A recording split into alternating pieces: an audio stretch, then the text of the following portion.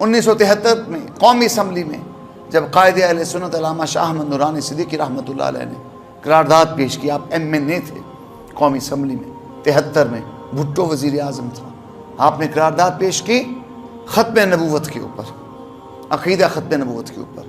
مرزائیوں کو، قادیانیوں کو آپ نے کافر قرار دلوایا، بڑی تحریک چلی ختم نبوت کی، بالآخر قومی اسمبلی میں یہ بل پاس ہوا، سینٹ میں یہ آئین کا حصہ بن گیا۔ اس موقع پہ مرزائیوں، قادیانیوں نے کہا کہ ہمیں بھی موقع دیا جائے، ہم بھی قومی اسمبلی میں آ کے اپنی صفائی میں کچھ کہنا چاہتے ہیں۔ نورانی صاحب نے کہا بلاؤ، انگلش میں مناظرہ ہوگا۔ مرزا قادیانی کانے دجال کا اس وقت جو تھا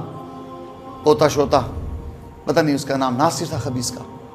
قومی اسمبلی میں اس کو بلایا گیا، انگلش میں مناظرہ ہوا، نورانی صاحب نے مناظرہ کیا انگلش میں بڑی ڈیٹیل کے ساتھ،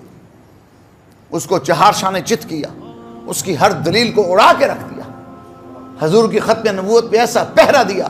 کیوں نہ پہرا دیتے، بیٹے کس کے ہیں؟ ابو بکر صدیق اکبر کے۔ نورانی صاحب صدیق ہی ہیں، ماں کی طرف سے بھی باپ کی طرف سے بھی، تو ختم نبوت کا پہلا محافظ تو ہے ہی صدیق اکبر۔ اس میں آخر میں اس نے کہا کہ ٹھیک ہے، آپ لوگ ہمیں ایسا کہتے ہیں ویسا کہتے ہیں، دیوبند مدرسے کے بانی، تو انہوں نے تو یہ تحذیر الناس میں یہ لکھا ہے، جیسے قاسم نانوتوی نے تحذیر الناس اپنی کتاب، یہ دیوبند کا سب سے بڑا گرو ہے، اس نے تحذیر الناس اپنے رسالے میں لکھا کہ اگر حضور کے زمانے میں یا حضور کے بعد کوئی نبی آ جائے تو خاتمیت محمدی میں فرق نہیں پڑتا۔ قرآن کہتا ہے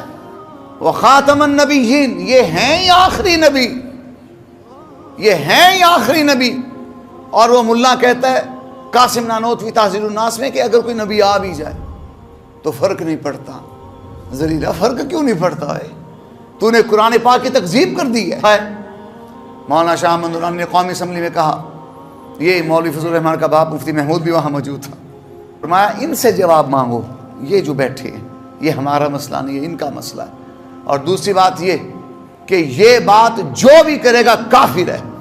چاہے دیوبند سے کرے، چاہے تھانہ بھون سے کرے، چاہے نانوتا سے کرے، چاہے قادیان سے کرے، ہمیں کسی شخص یا شخصیت سے سروکار نہیں ہے۔ ختم نبوت کو جو منکر ہے وہ کافر ہے، وہ بے ایمان، کیونکہ چنانچہ کرے،